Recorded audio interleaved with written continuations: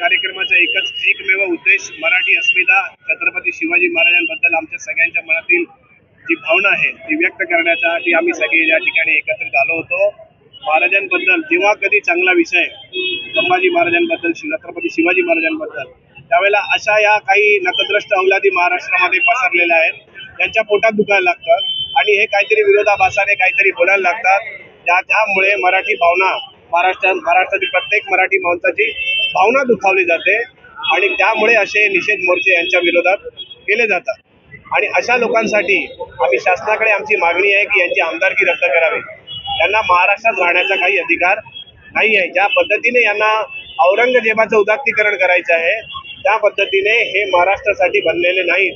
ज्या ठिकाणी महाराष्ट्राचं मीठ खातात, महाराष्ट्रामध्ये व्यवसाय करतात, महाराष्ट्रामध्ये पैसे करोडो रुपये कमवतात आणि शिवाजी महाराजांबद्दल आणि संभाजी महाराजांबद्दल तुम्हाला आस्था नसेल तर अशा लोकांना महाराष्ट्रात आमदारी राहण्याचा काही अधिकार नाही।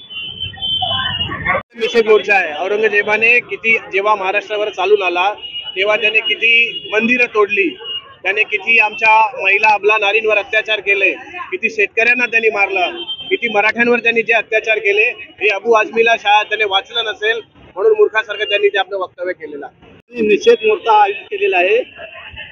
आपले दिंडोशी विधानसभेच्या वतीनं आमचे वैभवदादा भरटकर यांच्या माध्यमातून आम्ही या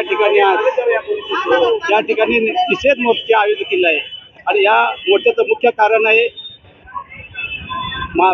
आपले संभाजीराजे छत्रपती संभाजीराजे आणि शिवाजी महाराज यांच्या विरोधात आज हे अबू आझमी याने एक वक्तव्य केलं की औरंगजेबाचे सरकार चांगला ज्ञानी पुरुष असं त्यांनी म्हटलं, ते अयोग्य आहे।